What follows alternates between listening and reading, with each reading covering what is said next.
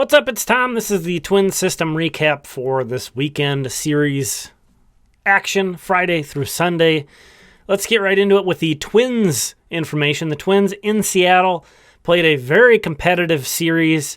Won, maybe the best regular season game that didn't have direct playoff implications that I've ever seen. The most insane, fun game. The Twins, the first team in baseball history, in modern history that we have, to be trailing by 3 runs down to their final out and win by 6 runs.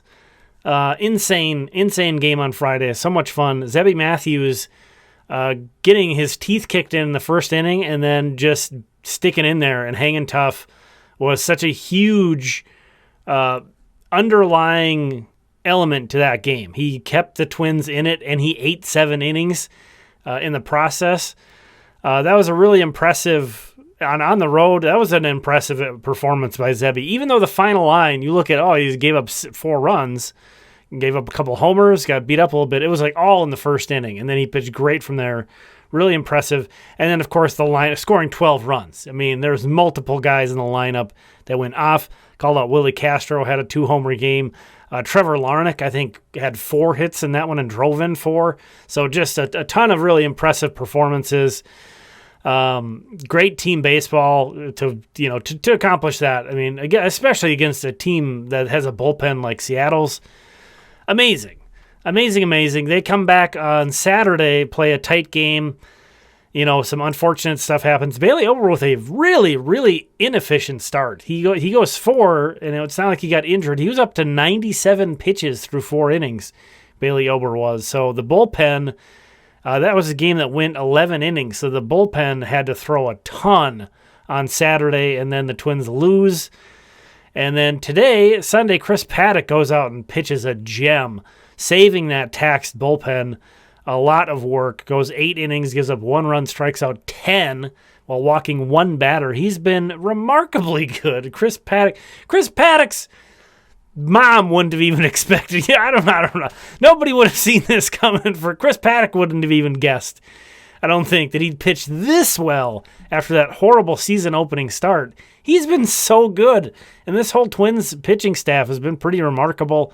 They only give up 2 runs today, the pitching staff, to Seattle, but the Twins can't win. Just cannot get anything going offensively. Trevor Larnach had a multi-hit game. I think Ty France had a multi-hit game today as well, but the Twins, I don't think they had an extra base hit today. Just not a whole lot of opportunities. Really couldn't get anything going offensively. So, even with that, just unbelievably fun and exciting and gritty win on Friday.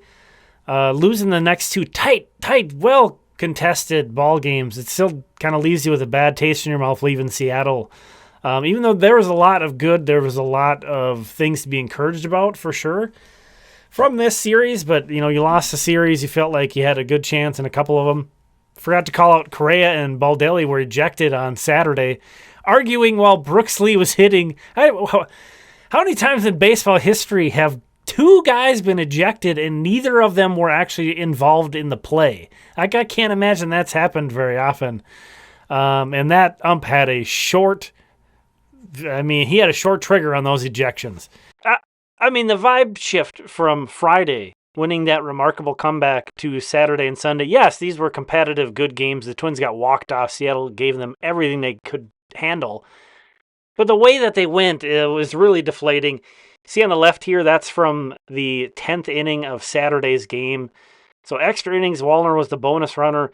The Twins, Tommy Watkins sends them. I know a lot of people give Tommy Watkins a lot of flack, but I think it's a Twins organizational philosophy that they like to be very aggressive, sending guys from third. They have the contact play on constantly with the guy on third.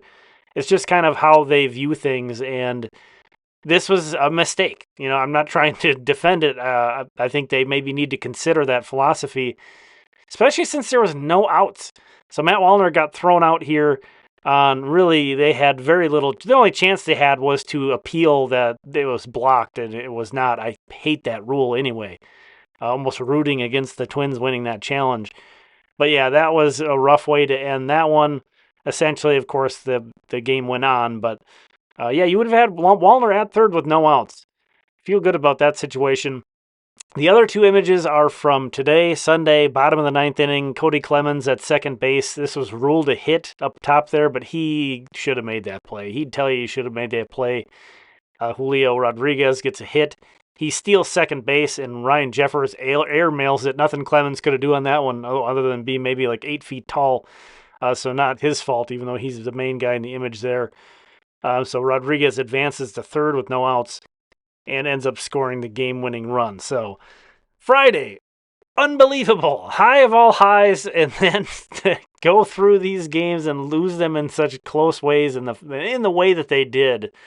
It's hard to encapsulate all of that and kind of give everything its due. How can you possibly give Friday its due at this point? You just can't. It was remarkable, but swept kind of under the rug pretty quickly, unfortunately. That's baseball, man. There was some guys that came back. Buxton and Wallner returned to the lineup, so this is a very complete-looking Twins lineup right now.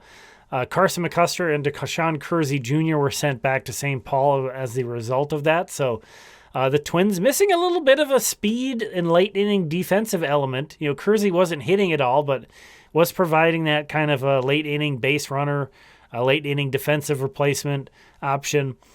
But glad to see Buxton and Wallner back for sure. The Twins are 2-4 so far on this road trip. They have been competitive in pretty much all 6, maybe 5 out of the 6 games they've been really competitive in up until late. They're heading down to Sacramento to play a 4-game series against the A's. So, you know, they could still pull out a 500, or, I mean, if they sweep, they could have a winning road trip. But if they can win this series, a 3-1 record, they would have a 500 road trip. So that's still on the table. You know, that would still be tough. You know, anybody playing on the road to expect to win 3 out of 4 is kind of a tough expectation. But the Athletics are 9-19 at home and 23-37 overall. They're coming off a 7-21 May. Ick. That's a team you want to be playing right now. So, you know, I think if the Twins continue to play as they have the past 6 games combined, there's been a couple games where the lineup's gone completely silent. Obviously, that's just not going to work. It doesn't matter what your pitching staff does.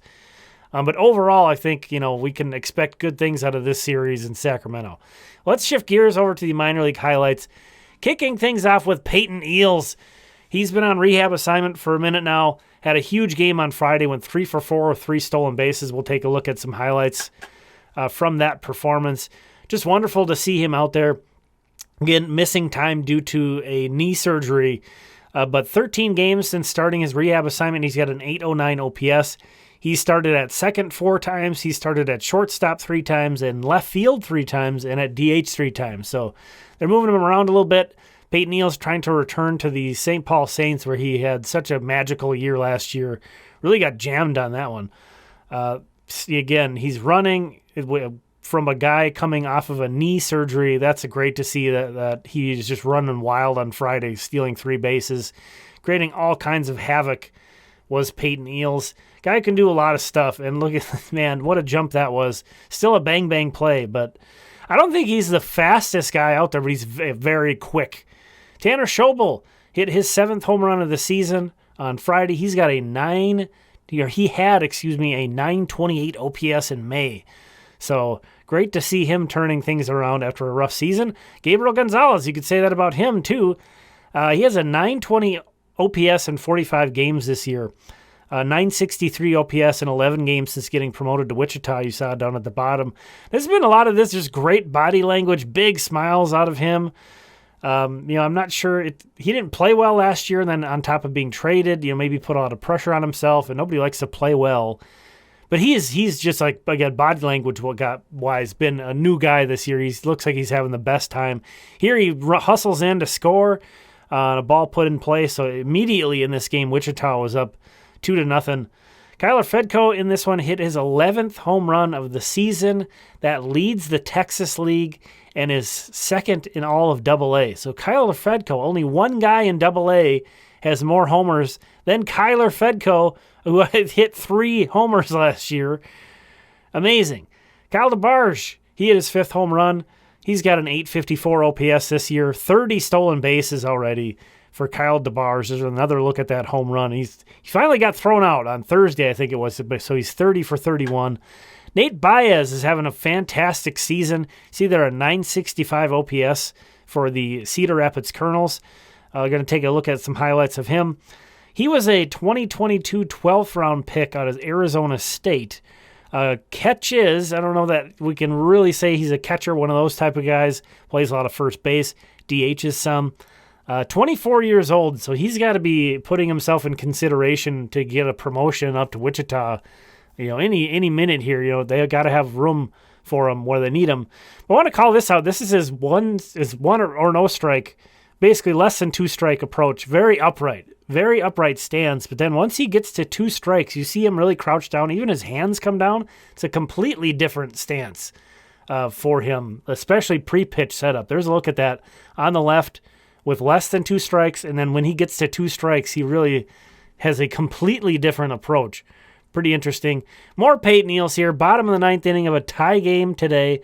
Payton Eeles gets jammed. He gets handcuffed, and he still muscles this one through for a 1-out single, starting a rally in which Kyle DeBarge walks. Our guy Nate Baez up next. He also walks. And then that brings up Brandon Winokur with the bases loaded and 1 out. Infield in, outfield in. Winokur puts this oopsie-daisy swing on it, and it just floats out there, and he's struggling. So this is a guy who needs one of these. He needs one to fall in, and he needs to jump around with the boys and have some fun. So that was really great to see. Brandon Winokur, he's having a tough go of it so far. Challenged in the Midwest League, as you could maybe expect from a guy his age. But Ricardo Pena, some notes. Ricardo Pena, 20-year-old catcher, was promoted to the Mighty Muscles for the first time and went 5 for 16 in his first 4 games. He had a 968 OPS in 43 Florida FCL games, Florida Complex League. So this is a guy playing full season ball for the first time. Has a pretty impressive resume. Marco Raya on Friday, his line doesn't look great. So he gave up 4 runs, 3 earns, and only 3 2/3 innings. But no walks, 7 strikeouts, and he actually gave up all that damage right away and then retired 11 consecutive batters, striking out 7 of them. So, Marco Raya, that's not the most pretty line again, but he looked good for a very extended period of time.